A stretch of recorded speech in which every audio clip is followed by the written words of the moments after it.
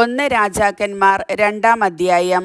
ദാവീദിൻ്റെ മരണം അടുത്തപ്പോൾ ദാവീദ് പുത്രൻ സോളമനെ അടുത്തു വിളിച്ച് ഇപ്രകാരം നിർദ്ദേശിച്ചു: മർത്യൻ്റെ പാതയിൽ ഞാനും പോകുന്നു. ധീരനായിരിക്കുക, പൗരുഷത്തോടെ പെരുമാറുക. നിന്റെ ദൈവമായ കർത്താവിൻ്റെ ശാസനങ്ങൾ നിറവേറ്റുക. മോശയുടെ നിയമത്തിൽ എഴുതിയിട്ടുള്ളതുപോലെ അവിടുത്തെ മാർഗത്തിൽ ചരിക്കുകയും അവിടുത്തെ ചട്ടങ്ങളും പ്രമാണങ്ങളും കൽപ്പനകളും സാക്ഷ്യങ്ങളും അനുസരിക്കുകയും ചെയ്യുക. നിന്റെ എല്ലാ പ്രവൃത്തികളും ഉദ്യമങ്ങളും വിജയമണിയും. നിന്റെ സന്താനങ്ങൾ നേർവഴിക്ക് നടക്കുകയും പൂർണ്ണ ഹൃദയത്തോടും പൂർണ്ണ മനസ്സോടും കൂടെ എൻ്റെ മുൻപിൽ വിശ്വസ്തരായി വർത്തിക്കുകയും ചെയ്താൽ നിന്റെ സന്തതി ഇസ്രായേലിൻ്റെ സിംഹാസനത്തിൽ നിന്ന് അറ്റുപോവുകയില്ല എന്ന് കർത്താവ് എന്നോട് അരുളിച്ചെയ്ത വാഗ്ദാനം നിറവേറ്റേണ്ടതിന് നീ അവിടുത്തെ അനുസരിക്കുക. സെരൂയായുടെ മകൻ യോവാബ് എന്നോട് ചെയ്തത് എന്തെന്ന് നിനക്കറിയാമല്ലോ. അവൻ ഇസ്രായേലിലെ 2 സൈന്യാധിപന്മാരെ, നേറിൻ്റെ മകൻ അബ്നേറിനെയും യദേറിൻ്റെ മകൻ അമാസയെയും കൊലപ്പെടുത്തി. യുദ്ധകാലത്തെ രക്തച്ചൊരിച്ചിലിന് പകരം വീട്ടാൻ അവൻ സമാധാനകാലത്ത് അവരെ വധിക്കുകയും രക്തം ചൊരിയുകയും ചെയ്തു. അവൻ നിരപരാധരെ കൊലപ്പെടുത്തി. അങ്ങനെ എൻ്റെ പാദുകങ്ങളും അരപ്പട്ടയും രക്തം പുരണ്ടിരിക്കുന്നു. ആകയാൽ നീ തന്ത്രപൂർവം പ്രവർത്തിക്കുക. അവൻ വാർദ്ധക്യത്തിലെത്തി സമാധാനത്തോടെ മരിക്കാൻ ഇടവരുത്തരുത്. എന്നാൽ ഗിലെയാദുകാരനായ ബർസില്ലായുടെ മക്കളോട് കാരുണ്യം കാണിക്കണം. നിന്റെ ഭക്ഷണമേശയിൽ അവരും പങ്കുചേരട്ടെ. നിന്റെ സഹോദരനായ അബ്സലോമിൽ നിന്ന് ഞാൻ പലായനം ചെയ്തപ്പോൾ അവർ എന്നെ കാരുണ്യത്തോടെ സ്വീകരിച്ചു.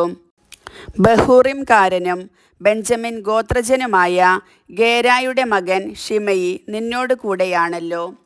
ഞാൻ മഹാനായിമിലേക്ക് പോയപ്പോൾ എന്നെ കഠിനമായി ശപിച്ചവനാണവൻ. എങ്കിലും ജോർദാൻ കരയിൽ അവൻ എന്നെ എതിരേറ്റു.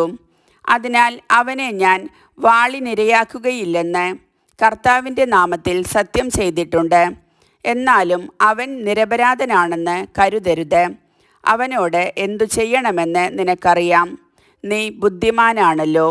അവൻ്റെ നരച്ച തല രക്തരൂക്ഷിതമായി പാതാളത്തിലെത്തട്ടെ. ദാവീദ് മരിച്ചു. അവനെ സ്വനഗരത്തിൽ അടക്കം ചെയ്തു.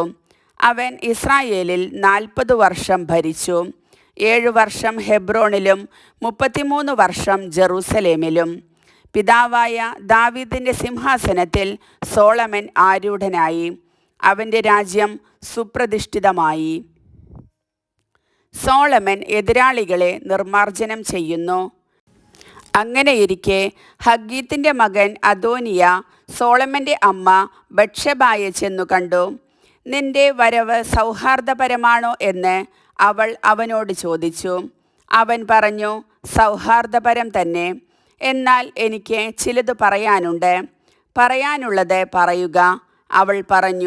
അവൻ പറഞ്ഞു, രാജ്യം എനിക്ക് കിട്ടേണ്ടതായിരുന്നുവെന്ന് നിങ്ങൾക്കറിയാമല്ലോ. ഞാൻ രാജാവാകുമെന്ന് ഇസ്രായേൽ ജനം പ്രതീക്ഷിച്ചിരുന്നു. എന്നാൽ മറിച്ചു സംഭവിച്ചു. എൻ്റെ സഹോദരൻ രാജാവായി. ഇത് കർത്താവിൻ്റെ ഹിതമാണ്. ഇപ്പോൾ ഞാൻ ഒരു കാര്യം അഭ്യർത്ഥിക്കുകയാണ്. അത് തള്ളിക്കളയരുത്. എന്താണെന്ന് പറയുക. അവൾ പറഞ്ഞു. അവൻ അഭ്യർത്ഥിച്ചു, ശൂനാംകാരി അബിഷാഗിനെ എനിക്ക് ഭാര്യയായി തരണമെന്ന് സോളമൻ രാജാവിനോട് പറയണം. അവൻ നിങ്ങളുടെ അപേക്ഷ തള്ളിക്കളയുകയില്ല. ശരി, ഞാൻ നിനക്ക് വേണ്ടി രാജാവിനോട് സംസാരിക്കാം. അവൾ പറഞ്ഞു. ബത്ശബ അദോനിയായ്ക്കു വേണ്ടി സംസാരിക്കാൻ സോളമൻ രാജാവിനെ സമീപിച്ചു. രാജാവ് എഴുന്നേറ്റ് അവളെ അഭിവാദനം ചെയ്തിട്ട് സിംഹാസനത്തിൽ ഇരുന്നു. മാതാവിന് ഇരിപ്പിടം സജ്ജീകരിച്ചു. അവൾ രാജാവിൻ്റെ വലത്തുഭാഗത്ത് ഇരുന്നു. ഞാൻ നിന്നോട് ഒരു ചെറിയ കാര്യം ആവശ്യപ്പെടുന്നു. തള്ളിക്കളയരുത്. അവൾ പറഞ്ഞു. എന്താണമ്മേ അത്? പറയുക. ഞാൻ തള്ളിക്കളയുകയില്ല. അവൻ മറുപടി പറഞ്ഞു. ശൂനാംകാരി അബിഷാഗിനെ നിന്റെ സഹോദരൻ അദോനിയായ്ക്ക് ഭാര്യയായി കൊടുക്കണം. അവൾ പറഞ്ഞു, സോളമൻ രാജാവ് അമ്മയോട് ഇങ്ങനെ പ്രതിവചിച്ചു, ശൂനാംകാരി അബിഷാഗിനെ അദോനിയായ്ക്ക് വേണ്ടി ചോദിക്കുന്നത് എന്താണ്? രാജ്യവും അവനു വേണ്ടി ചോദിക്കാമല്ലോ. അവൻ എൻ്റെ ജ്യേഷ്ഠനല്ലേ? പുരോഹിതൻ അബിയാദറും സെരൂയായുടെ മകൻ യോവാബും അവൻ്റെ പക്ഷമാണല്ലോ. അനന്തരം സോളമൻ കർത്താവിൻ്റെ നാമത്തിൽ ശപഥം ചെയ്തു, അദോനിയായുടെ ഈ അഭ്യർത്ഥന അവൻ്റെ ജീവൻ ഒടുക്കിയില്ലെങ്കിൽ ദൈവം എന്നോട് അതും അതിലധികവും ചെയ്യട്ടെ. എൻ്റെ പിതാവായ ദാവീദിൻ്റെ സിംഹാസനത്തിൽ കർത്താവ് എന്നെ ഉപവിഷ്ടനാക്കി. അവിടുത്തെ വാഗ്ദാനം നിറവേറ്റിക്കൊണ്ട് എനിക്ക് ഒരു ഭവനം തീർത്തിരിക്കുന്നു. കർത്താവാണേ, അദോനിയ ഇന്നു തന്നെ മരിക്കണം. സോളമൻ രാജാവിൻ്റെ കൽപ്പനയനുസരിച്ച് യഹോയാദയുടെ മകൻ ബനായ അദോനിയായെ വധിച്ചു. പുരോഹിതൻ അബിയാദറിനോട് രാജാവ് പറഞ്ഞു, നിന്റെ ജന്മദേശമായ അനാത്തോത്തിലേക്ക് പോവുക. നീയും മരണശിക്ഷയ്ക്ക് അർഹനാണ്.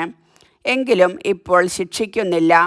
ദൈവമായ കർത്താവിൻ്റെ വാഗ്ദാന പേടകം എൻ്റെ പിതാവായ ദാവീദിൻ്റെ മുൻപിൽ നീ വഹിച്ചു. കൂടാതെ എൻ്റെ പിതാവിൻ്റെ എല്ലാ ദുരിതങ്ങളിലും നീയും പങ്കുചേർന്നു. സോളമൻ അബിയാദറിനെ കർത്താവിൻ്റെ പുരോഹിത സ്ഥാനത്തു നിന്ന് നീക്കം ചെയ്തു. ഇങ്ങനെ കർത്താവ് ഷീലോയിൽ വെച്ച് ഏലിയുടെ ഭവനത്തെപ്പറ്റി അരുളി ചെയ്തത് നിറവേറി. ഈ വാർത്തയറിഞ്ഞയുടനെ യോവാബ് ഓടിച്ചെന്ന് കർത്താവിൻ്റെ കൂടാരത്തിൽ ബലിപീഠത്തിൻ്റെ വളർക്കോണുകളിൽ പിടിച്ചു. അവൻ അബ്സലോമിൻ്റെ പക്ഷം ചേർന്നിരുന്നില്ലെങ്കിലും അദോനിയായുടെ പക്ഷം ചേർന്നവനാണ്. യോവാബ് കർത്താവിൻ്റെ കൂടാരത്തിൽ ബലിപീഠത്തിനരികെ നിൽക്കുന്നുവെന്ന് അറിഞ്ഞ സോളമൻ രാജാവ് ഉടനെ അവനെ കൊന്നുകളയുക എന്ന് പറഞ്ഞ് യഹോയാദയുടെ മകൻ ബനായായെ അയച്ചു. ബനായ കർത്താവിൻ്റെ കൂടാരത്തിൽ ചെന്ന് അവനോട് പുറത്തു വരാൻ രാജാവ് കൽപ്പിക്കുന്നതായി പറഞ്ഞു. വരുകയില്ല, ഞാൻ ഇവിടെ തന്നെ മരിക്കും എന്നായിരുന്നു അവൻ്റെ മറുപടി. യോവാബ് പറഞ്ഞത് ബനായ രാജാവിനെ അറിയിച്ചു. അവൻ പറഞ്ഞതുപോലെ ചെയ്യുക, അവനെ കൊന്ന് കുഴിച്ചിടുക എന്ന് രാജാവ് ബനായായോട് കൽപ്പിച്ചു. അങ്ങനെ യോവാബ് അകാരണമായി ചിന്തിയ നിഷ്കളങ്ക രക്തത്തിൻ്റെ ഉത്തരവാദിത്വം എന്നിൽ നിന്നും എൻ്റെ പിതൃഭവനത്തിൽ നിന്നും നീക്കിക്കളയുക. അവൻ്റെ രക്തപങ്കിലമായ പ്രവർത്തികളുടെ പ്രതിഫലം അവൻ്റെ മേൽ തന്നെ കർത്താവ് വരുത്തട്ടെ. ഇസ്രായേൽ സൈന്യാധിപനും നേറിൻ്റെ മകനുമായ അബ്നേറിനെയും യൂദാ സൈന്യാധിപനും യദേറിൻ്റെ മകനുമായ അമാസയെയും എൻ്റെ പിതാവായ ദാവീദിൻ്റെ അറിവ് കൂടാതെ അവൻ വാളിനിരയാക്കി. അവർ ഇരുവർക്കും അവനേക്കാൾ നീതിയും സദ്ഗുണവുമുണ്ടായിരുന്നല്ലോ. അവരെ കൊന്നതിൻ്റെ ശിക്ഷ യോവാബിൻ്റെയും അവൻ്റെ സന്തതികളുടെയും മേൽ എന്നേക്കും ഉണ്ടാകും. ദാവീദിനും അവൻ്റെ സന്തതികൾക്കും കുടുംബത്തിനും സിംഹാസനത്തിനും കർത്താവിൻ്റെ സമാധാനം എന്നേക്കും ലഭിക്കും. യഹോയാദയുടെ മകൻ ബനായ യോവാബിനെ വധിച്ച് വിജനപ്രദേശത്തുള്ള അവൻ്റെ ഭവനത്തിൽ അടക്കം ചെയ്തു. രാജാവ് അവന് പകരം യഹോയാദയുടെ മകൻ ബനായായെ സൈന്യാധിപനായി നിയമിച്ചു. അബിയാദറിനു പകരം പുരോഹിതൻ സാദോക്കിനെയും നിയമിച്ചു. പിന്നെ രാജാവ് ആളയച്ച് ഷിമെയിയെ വരുത്തി അവനോട് പറഞ്ഞു, ജെറുസലേമിൽ ഒരു വീട് പണിത് പാർത്തുകൊള്ളുക. അവിടം വിട്ട് പോകരുത്. പുറത്തിറങ്ങി കെദ്രോൻ തോട് കടക്കുന്ന നാളിൽ നീ മരിക്കും എന്ന് ഓർമ്മിച്ചു കൊള്ളുക. നിന്റെ രക്തത്തിന് നീ തന്നെയായിരിക്കും ഉത്തരവാദി. ശരി, രാജാവായ അങ്ങ് കൽപ്പിക്കുന്നത് പോലെ ഞാൻ ചെയ്തു കൊള്ളാം എന്ന് ഷിമെയി പറഞ്ഞു. അങ്ങനെ കുറേ കാലം അവൻ ജെറുസലേമിൽ വസിച്ചു. 3 വർഷത്തിനു ശേഷം ഷിമെയിയുടെ 2 അടിമകൾ മാഖായുടെ മകനും ഗത്തിലെ രാജാവുമായ അക്കീഷിൻ്റെ അടുത്തേക്ക് ഓടിപ്പോയി. തൻ്റെ അടിമകൾ ഗത്തിൽ ഉണ്ടെന്ന് ഷിമെയി അറിഞ്ഞു. അവൻ അടിമകളെ അന്വേഷിച്ച് കഴുതപ്പുറത്തു കയറി ഗത്തിൽ അക്കീഷിൻ്റെ അടുത്തേക്ക് തിരിച്ചു. അവൻ അവരെ ഗത്തിൽ നിന്ന് മടക്കിക്കൊണ്ടുവന്നു. ഷിമെയി ജെറുസലേം വിട്ട് ഗത്തിൽ പോയി മടങ്ങിയെത്തിയെന്ന് സോളമന് അറിവ് കിട്ടി. രാജാവ് ആളയച്ച് ഷിമെയിയെ വരുത്തി പറഞ്ഞു, ജെറുസലേം വിട്ടു പോകരുതെന്ന് ദൈവനാമത്തിൽ ഞാൻ നിന്നോട് ആജ്ഞാപിച്ചിട്ടുള്ളതാണ്. പോയാൽ നീ മരിക്കുമെന്ന് ഞാൻ മുന്നറിയിപ്പ് നൽകിയിട്ടുമുണ്ട്. നീ അത് സമ്മതിച്ച് എന്നെ അനുസരിക്കാമെന്ന് വാഗ്ദാനം ചെയ്തിട്ടില്ലേ? എന്തുകൊണ്ടാണ് കർത്താവിൻ്റെ നാമത്തിലുള്ള പ്രതിജ്ഞ നീ ലംഘിച്ചത്? എന്തുകൊണ്ട് എൻ്റെ കൽപ്പന നീ നിരസിച്ചു? രാജാവ് തുടർന്നു, എൻ്റെ പിതാവായ ദാവീദിനോട് നീ പ്രവർത്തിച്ച തിന്മകൾ എന്തൊക്കെയാണെന്ന് നിനക്കറിയാമല്ലോ. കർത്താവിൻ്റെ ശിക്ഷ നീ അനുഭവിക്കണം. എന്നാൽ സോളമൻ രാജാവ് അനുഗ്രഹീതനായിരിക്കും. ദാവീദിൻ്റെ സിംഹാസനം കർത്താവിൻ്റെ മുൻപിൽ എന്നേക്കും സുസ്ഥാപിതമായിരിക്കുകയും ചെയ്യും.